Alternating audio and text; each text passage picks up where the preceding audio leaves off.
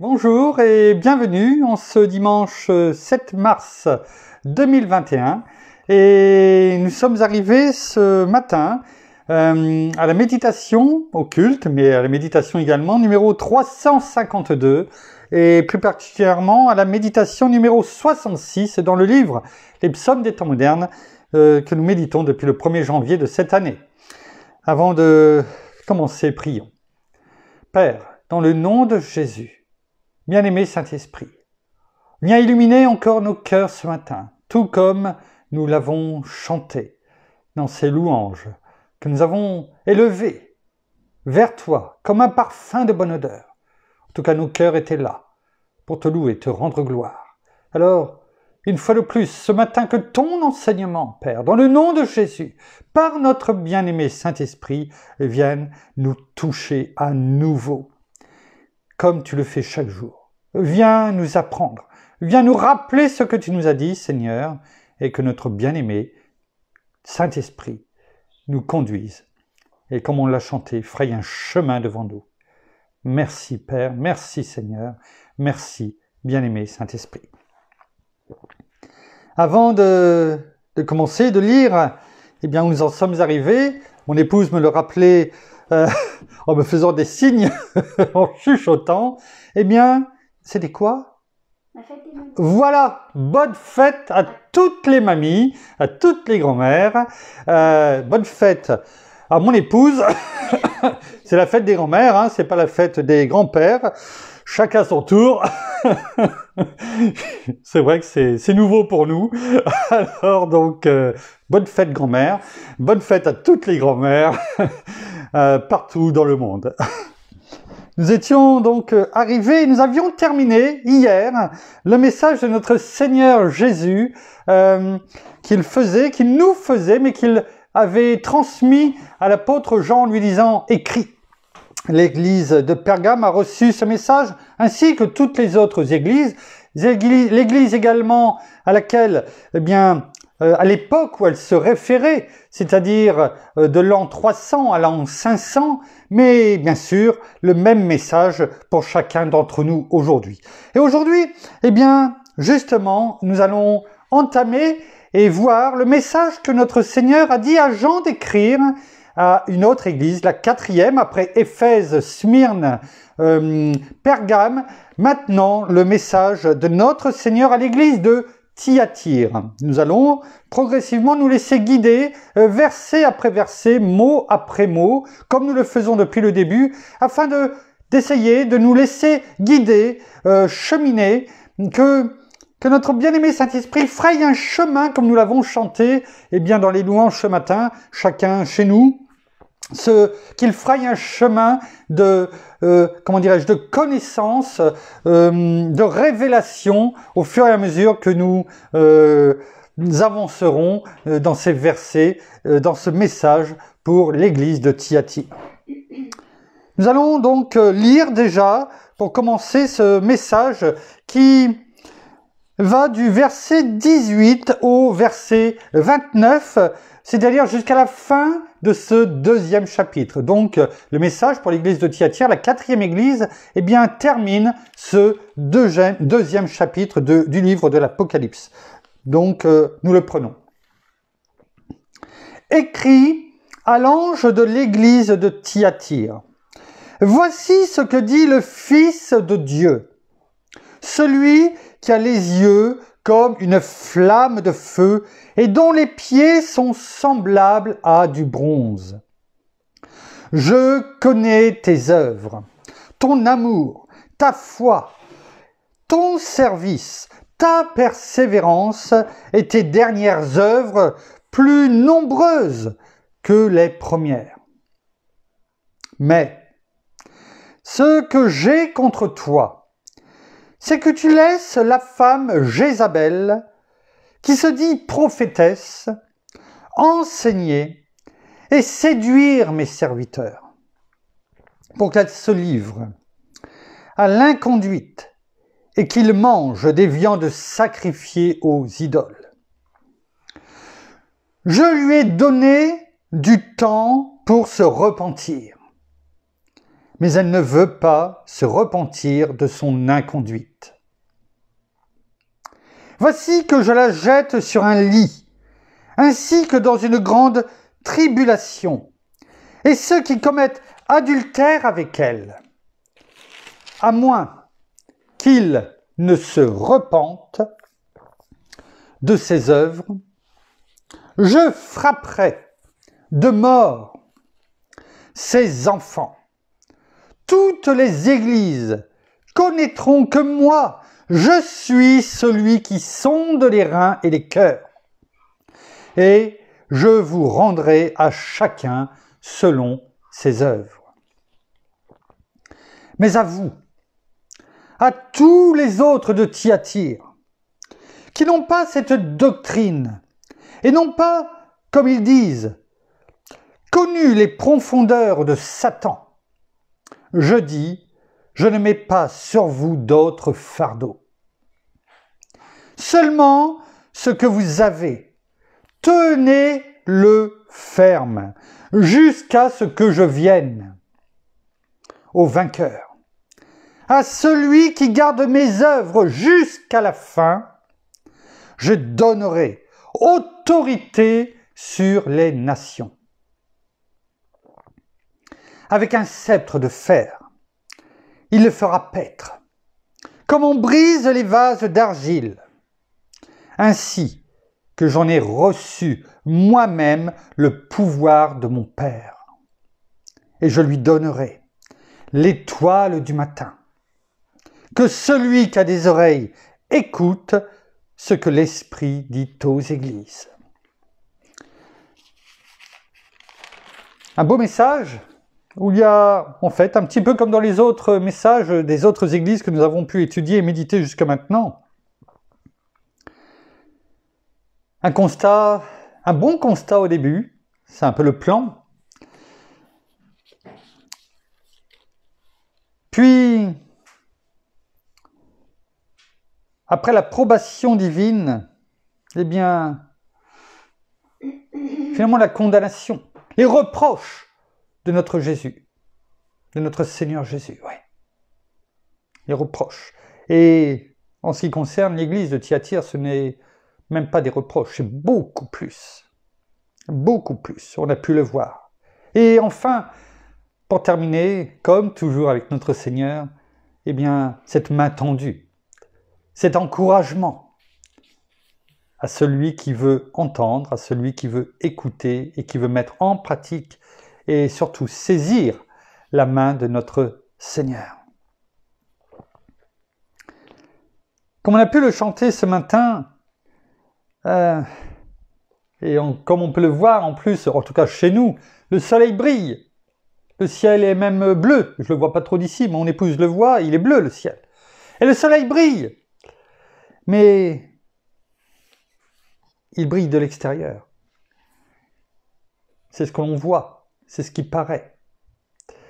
Et est-ce que, comme on l'a chanté ce matin, est-ce que le soleil brille dans notre âme, dans notre cœur? Est-ce que notre Seigneur brille? Ou est-ce qu'il est simplement quelque chose dont on parle, quelqu'un dont on parle, afin de paraître simplement et de nous réchauffer extérieurement? Mais nous avons besoin de nous réchauffer et qu'il nous réchauffe intérieurement. C'est cela qui est parlé aussi dans l'église de Thyatire.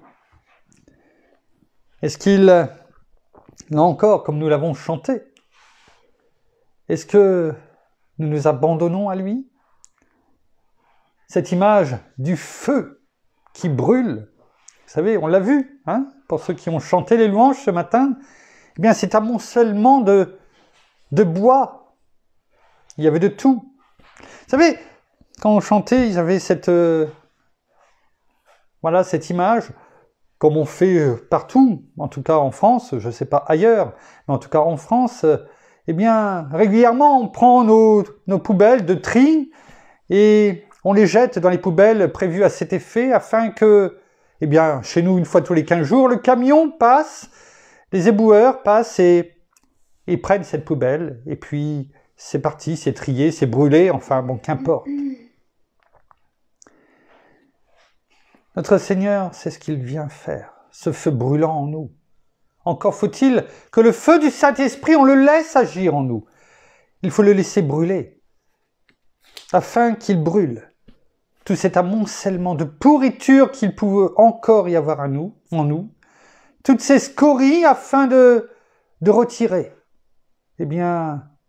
toutes ces impuretés de nous. C'est ça aussi, s'abandonner à Christ, de laisser ce feu brûlant en nous, afin que tout cette pollution extérieure que l'on voit tous les jours, ne s'accroche pas, ne s'amoncelle pas, afin de ne plus avoir de place pour autre chose. Parce que si on laissait toutes ces choses que l'on trie dans les poubelles, mais qu'on les vidait jamais,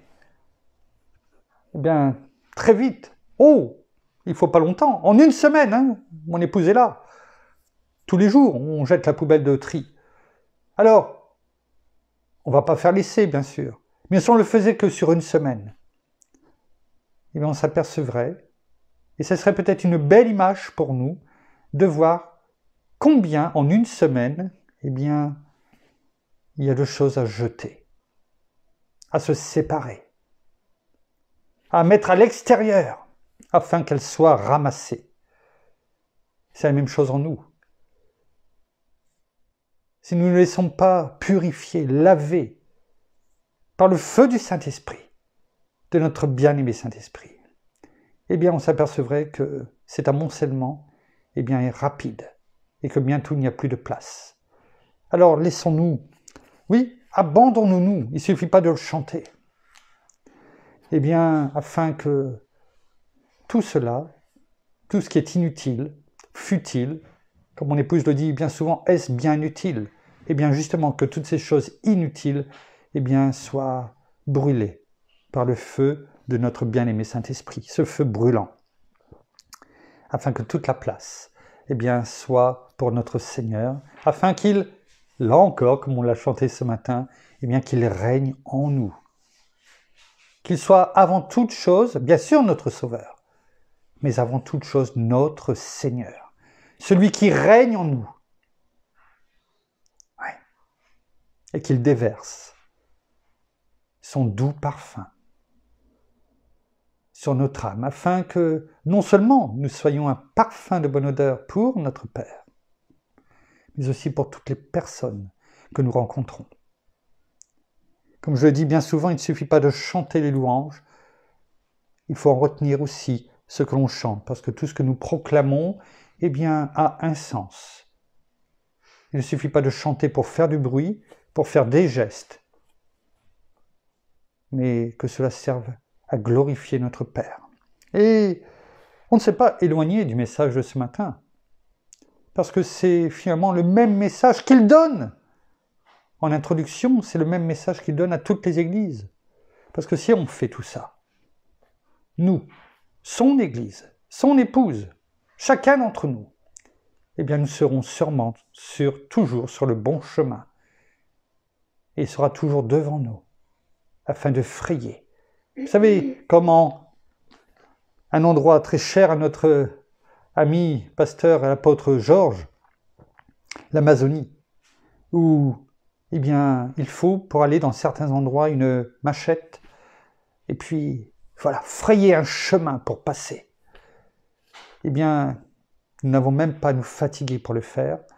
Notre Seigneur, notre Père, notre bien-aimé Saint-Esprit est devant nous, et c'est lui qui fraye un chemin pour nous, et il nous demande simplement, sois sans crainte, car je suis avec toi. Ne promène pas des regards inquiets, car je suis ton Dieu. Je fraye ce chemin pour toi. Simplement, suis-moi. Merci, bien-aimé Saint-Esprit. Alors, comme pour chaque église, nous allons déjà commencer par apprendre à connaître un petit peu l'église de Thyatire, mais non pas l'église en elle-même, mais sa situation économique peut-être, politique s'il y en a, en tout cas où elle se situe, afin de connaître un petit peu. Il ne suffit pas de dire l'église de Thyatire et puis de ne pas savoir où elle se trouve. Alors, la première chose que l'on peut dire, c'est de situer déjà la période de l'histoire. Bien sûr, comme pour chaque église, l'église de Thyatire existait. Elle se situait comme toutes les autres en Asie mineure, la Turquie actuelle. Et elle représente, comme Éphèse représentait, on va juste le rappeler, c'est important, l'église des premiers temps, c'est-à-dire l'église apostolique, c'est-à-dire jusque l'apôtre Jean, c'est-à-dire environ l'an 100. L'église, comment dirais-je, de Smyrne, qui représente l'église située entre l'an 100 et l'an 300. L'église de Pergame, la période de l'histoire de l'église de l'an 300 à l'an 500. Eh bien, on peut dire que la condition spirituelle de l'église de Thyatire, eh bien, illustre bien ce qui s'est produit et ce qui se produit toujours dans l'église de la papauté, commençant en l'an 500, pour que l'on suive, jusqu'à aujourd'hui. Donc l'église de la papauté, commençant en l'an 500 de notre ère, et ceci jusqu'à présent. Alors, nous n'allons pas... On le fera à un moment donné, dans l'étude du livre de l'Apocalypse, je ne sais pas à quel moment, nous verrons tout cela un peu plus en détail, sûrement peut-être vers la fin du livre de l'Apocalypse, on reviendra sur tout cela, mais là on situe. On situe dans le temps, parce qu'on a bien compris que c'était pour l'Église qui existait à ce moment-là, mais l'Église avec un grand E dans la période de l'histoire, et bien entendu pour chacun d'entre nous encore aujourd'hui. Donc là on va parler de l'Église, de la période de l'Église de la papauté. Merci.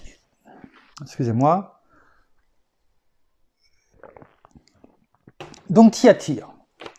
Thyatire vient du nom grec Thyatira, et qui a comme signification, et si on a bien écouté ce que nous avons lu, et le message de notre Seigneur Jésus, on pourra peut-être comprendre, qui veut dire odeur d'affliction. Ce n'est pas un parfum de bonne odeur, comme on vient de le dire lors de notre introduction, mais ça veut dire odeur d'affliction. Déjà, c'est pas bon signe, on va dire. Qu'est-ce que ça veut dire l'affliction? On connaît peut-être plus ou moins ce terme. Alors, on va tout simplement prendre la définition d'affliction. Ça veut dire tristesse profonde, abattement à la suite d'un grave revers. Immense tristesse, chagrin, souffrance, accablement. Voilà ce que ça veut dire. Voilà ce que veut dire quelque part, eh bien, Thyatire. Et si on prend les synonymes d'affliction, on va en lire quelques-uns. Amertume, chagrin, déchirement, désolation, deuil, peine. Il y a même torture, calvaire, crève-cœur, désespoir, douleur, plaie, supplice, tourment. Voilà ce que veut dire affliction. Vous voyez, odeur d'affliction. Comme on peut voir, finalement, rien que dans le nom Thyatire, eh bien, le nom représente finalement, eh bien, en ce qui concerne l'église de Thyatire, eh bien, ce qu'elle représente. C'est important de le voir, parce que n'oublions pas ce que nous avons dit. Ça représente l'image de la période, la condition spirituelle de l'église de la papauté. Oui. Où se situe aujourd'hui Thyatire? On a dit en Asie mineure, c'est-à-dire la Turquie. Et les ruines de l'antique cité de Thyatire, qui n'existe plus aujourd'hui en tant que telle, eh bien, se dressent au milieu de la ville moderne aujourd'hui, qui ne s'appelle plus Thyatire, mais qui s'appelle Akhisar. Donc, qui se situe, comme on l'a dit, en Turquie, à environ alors bien sûr, c'était un peu plus à l'époque parce qu'il n'y avait pas les routes qu'il y a aujourd'hui, mais aujourd'hui, à environ quelques 100 kilomètres au nord-est, au nord-est,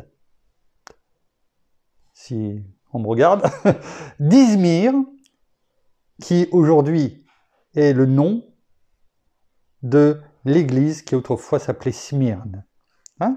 Donc, Akhisar, c'est le nom aujourd'hui de Thyatire, et qui se situe à environ 100 km au nord-est d'Izmir, qui est le nom nouveau, non pas celui qu'on a parlé hier, bien entendu, mais le nom moderne que portait autrefois l'église, enfin la ville de Smyrne.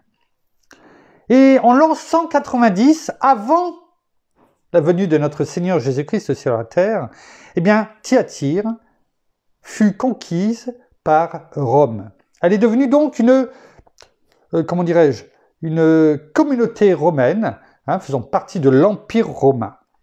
Et contrairement à l'église de Pergame et puis, à l'église de Smyrne dont on a pu parler, c'était une ville de peu d'importance. C'était une ville de peu d'importance. Et pourtant, je ne sais pas si vous l'avez remarqué, la lettre écrite aux chrétiens de cette ville est le plus long des messages, non seulement qu'on a pu lire jusque maintenant au travers des 4 églises, mais qui sera également le plus long des messages adressés aux 7 églises. Et pourtant, c'était une ville, à la base, de peu d'importance. Donc, cela peut nous montrer également que ce n'est pas parce que c'est une petite chose que notre Seigneur n'a pas beaucoup de choses à dire.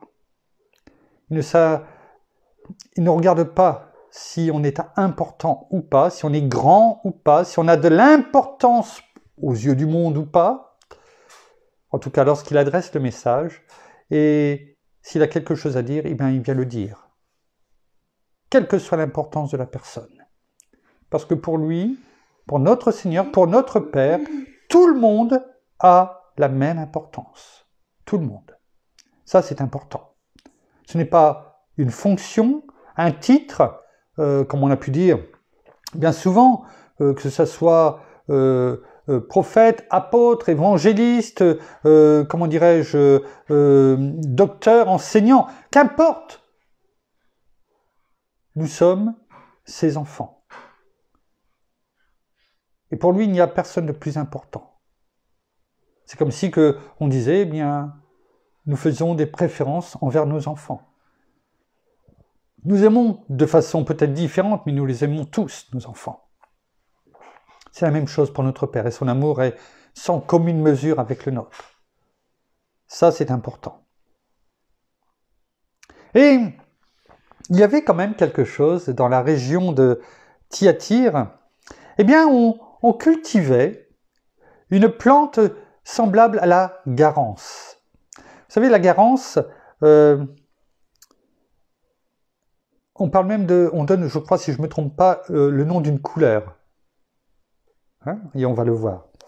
Et donc c'était une plante, on cultivait une plante semblable à la garance, et dont la racine de cette plante, donc qui est semblable à la garance, servait à la préparation d'une teinture rouge. Une teinture rouge. D'un brillant jusqu'alors inégalé. Il faut quand même remettre les choses à leur place.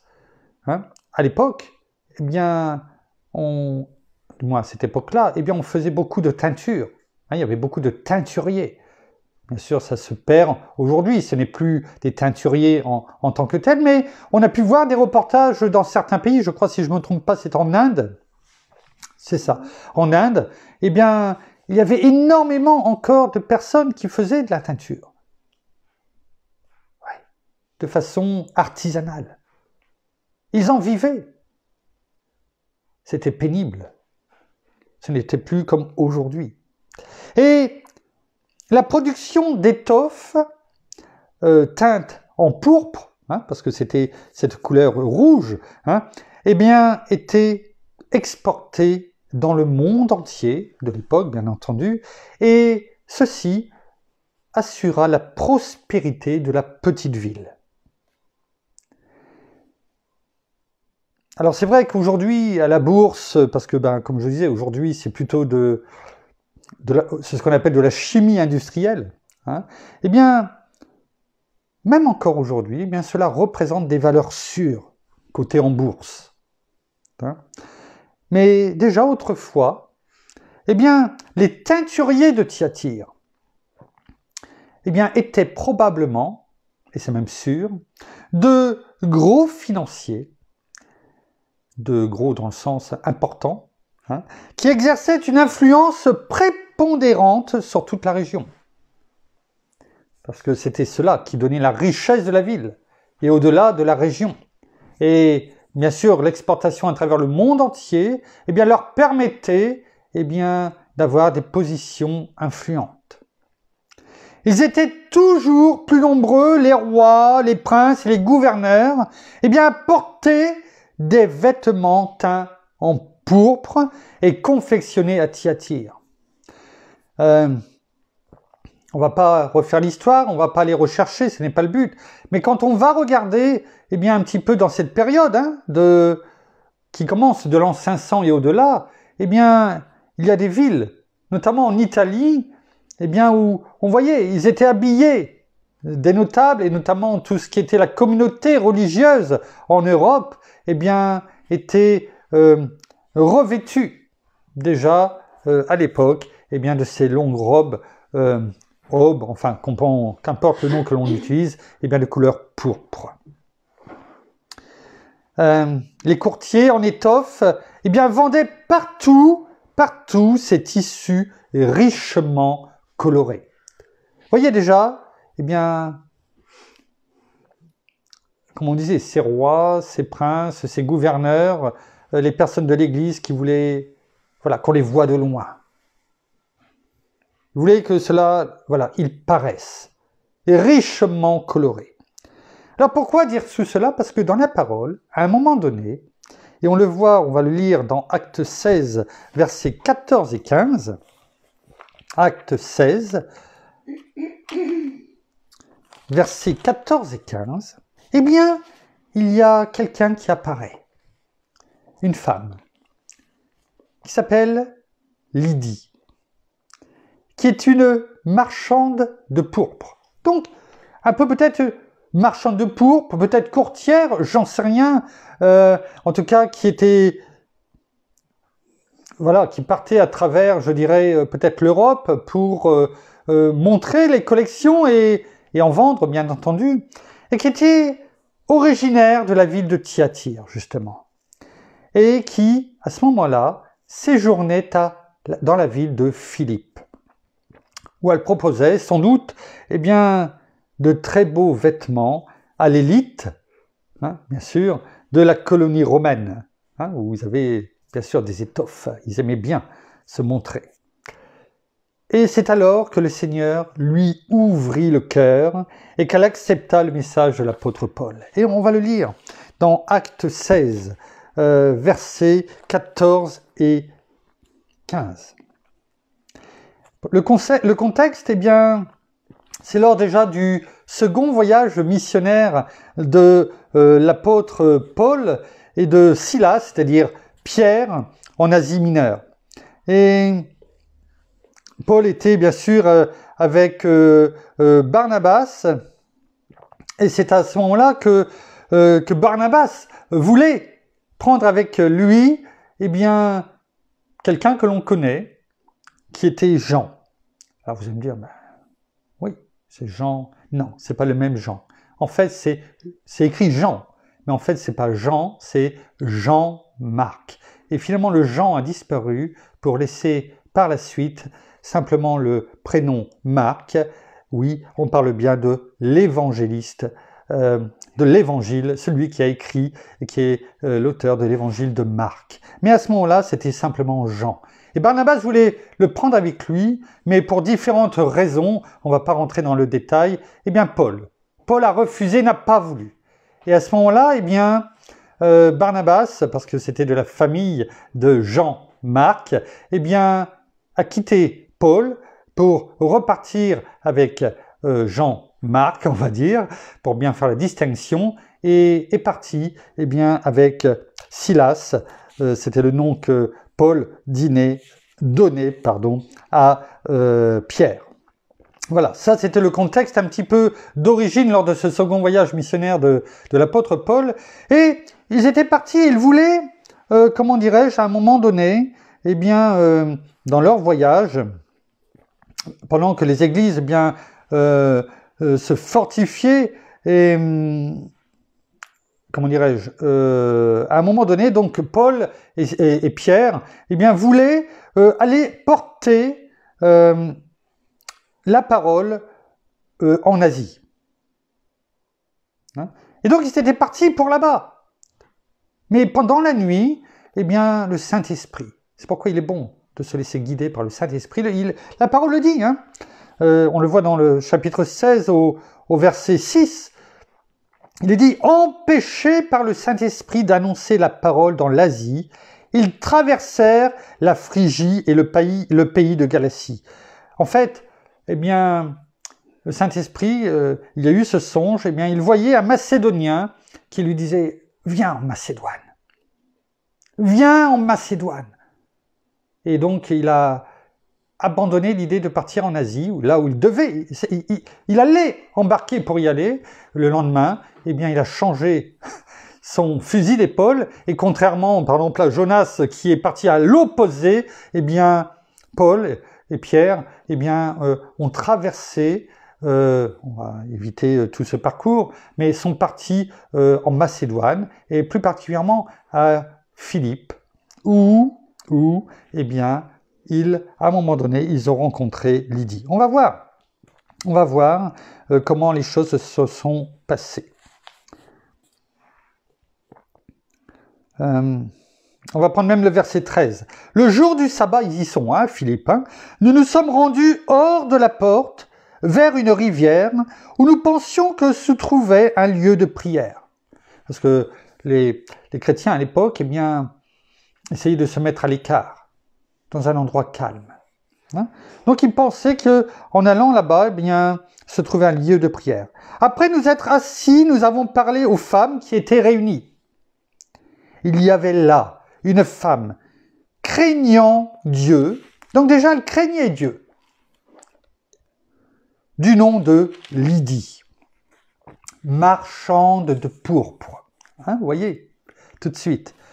De la ville de Thyatire. Voilà, on y arrive. Elle écoutait, et le Seigneur lui ouvrit le cœur pour qu'elle s'attache à ce que disait Paul. Non seulement elle s'est attachée à ce que disait Paul, c'est-à-dire à la parole, au témoignage qu'il disait bien sûr, sur qui était notre Seigneur Jésus et ce qu'il était venu faire et son message. Et au verset 15, il est écrit « Lorsqu'elle eut été baptisée avec sa famille, elle nous invita en disant « Si vous me jugez fidèle au Seigneur, entrez dans ma maison et demeurez-y. » Et elle nous pressa très instamment. Alors, on sait que cette personne Lydie était de la ville de Thyatire, marchande de pourpre. Mais on s'aperçoit que finalement, quand on lit bien, eh bien, elle devait être avec sa famille. Donc elle voyageait peut-être en famille, sur ce qu'on peut lire. Et que à Philippe, en tout cas, dans cette province de la Macédoine, eh bien, elle avait quand même une maison. Donc elle devait quand même être riche, cette personne. Hein?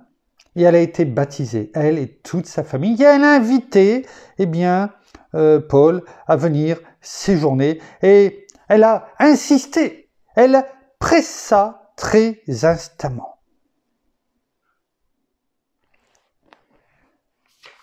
Vous voyez, comme quoi c'est important. Alors, Lydie, qui séjournait donc à Philippe, on dit bien séjournait à Philippe, hein, et donc on voit quand même que la richesse sûrement de cette personne, eh bien, fut donc, à ce moment-là, la première convertie à Jésus-Christ sur la terre européenne. La Turquie, hein, d'où l'Asie mineure, d'où il voulait aller la veille, hein, quelques jours auparavant, eh bien, et là où le Saint-Esprit a dit non, c'est pas là où il faut aller. Voilà où tu dois aller, en Macédoine. est conduit à Philippe pour rencontrer cette femme, Lydie, qui, elle et sa famille, a donné entièrement leur cœur, ont été baptisés. Et cette femme qui, ensuite, eh bien, et peut-être, je ne peux pas l'affirmer, bien sûr, parce que la parole ne le dit pas plus, mais je pense que c'est ce qui a dû se passer, eh bien, est peut-être devenue ce qu'on peut appeler aujourd'hui la première missionnaire, allant d'Europe en Asie. Et lorsqu'elle a regagné sa ville d'origine, eh bien, c'est-à-dire Thyatire, pour y témoigner sa foi. Elle qui avait bien sûr déjà les moyens financiers, et à ce moment-là, l'église de Thyatire aurait donc été suscitée par son moyen. Nous avons ainsi fait l'introduction, je dirais, de l'église de Thyatire, afin de pouvoir comprendre sa situation, mais également, eh bien, comment ainsi, eh bien, elle va se développer au travers de cette première personne qui a apporté, Lydie, eh bien, sûrement la parole à Thyatire, en témoignant elle-même de qui était notre Seigneur Jésus. On va juste commencer le début du verset 18 où c'est écrit « Écrit à l'ange de l'église de Thyatire ». C'est-à-dire, cet ordre, comme à chaque église, eh bien, qui est donné par notre Seigneur, écrit, afin que cela reste, afin que cela survive, afin que cela soit transmis à travers tous les temps, et que ça nous parvienne, parce que c'est ce qui était prévu dès le départ, que ça touche tout le monde, partout dans le monde, à celui qui voudra lire. Heureux celui qui lit et ceux qui écoutent les paroles de la prophétie et gardent ce qui s'y trouve écrit. Il y a toujours cette part que nous devons faire. Il y a plein de choses qui peuvent nous parvenir jusqu'à nous aujourd'hui. Mais si on ne l'ouvre pas, si on ne lit pas, si on ne le garde pas, de la parole ou plein d'autres choses. La parole nous dit heureux.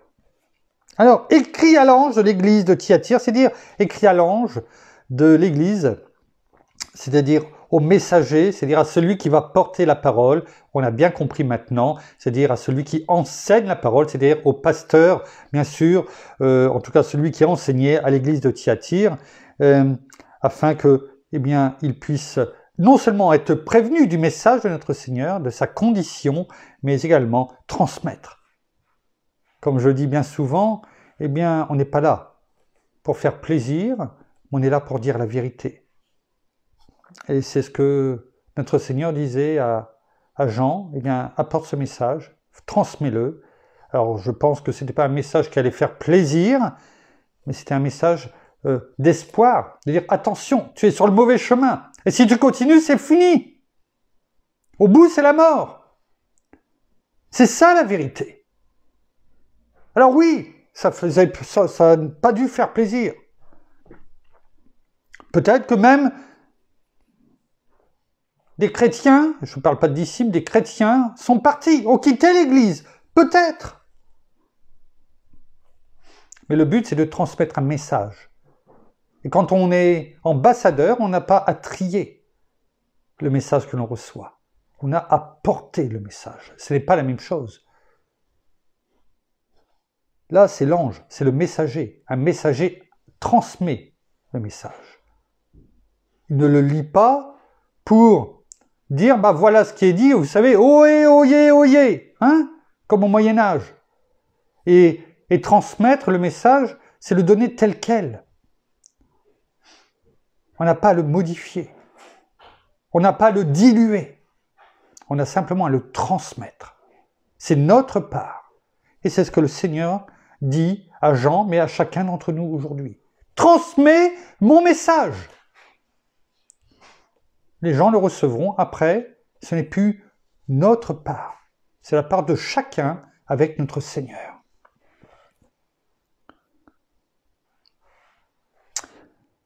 Nous n'allons pas poursuivre plus loin ce matin parce que sinon, ensuite, nous rentrons dans des explications. Mais ça nous permet, eh bien, de voir déjà en introduction l'Église, le contexte. Nous avons pu voir la première, sûrement, qui est comment le message, comment l'Église de Thyatire s'est développée. Tout simplement parce que Paul a écouté notre bien-aimé Saint-Esprit, s'est laissé diriger par lui. Et on a pu voir qu'au travers du message, eh bien que le message de l'Église qui a été donné à Thyatire, eh bien, c'est un message d'affliction. On peut même dire c'est l'Église malheureusement, de la fausse prophétesse. C'est ce qu'il est dit. Et nous avancerons progressivement afin de le comprendre, afin nous-mêmes eh bien, d'être prévenus et de ne pas nous laisser séduire comme a priori eh bien, l'Église de Thyatire a été séduite. Merci Père, merci Seigneur, merci bien-aimé Saint-Esprit pour ce message de ce matin. Nous terminons par la prière. Merci Seigneur et bien encore pour ta parole ce matin. Merci parce que viens encore toucher nos cœurs encore aujourd'hui. Viens encore nous transformer, viens encore nous métamorphoser afin que ta parole soit déposée dans nos cœurs, sur nos bouches, mais aussi en nous, dans notre esprit, afin que nous puissions vraiment la serrer dans nos cœurs, dans nos vies, que nous puissions déclarer, proclamer ta victoire, non seulement sur nous, mais aussi sur tout ce qui nous entoure, que nous ne soyons pas, nous aussi, pris par toutes ces choses du monde et séduits, par toutes ces choses du monde, mais gardons toujours notre regard tourné vers toi, parce que c'est en toi qu'est la vérité.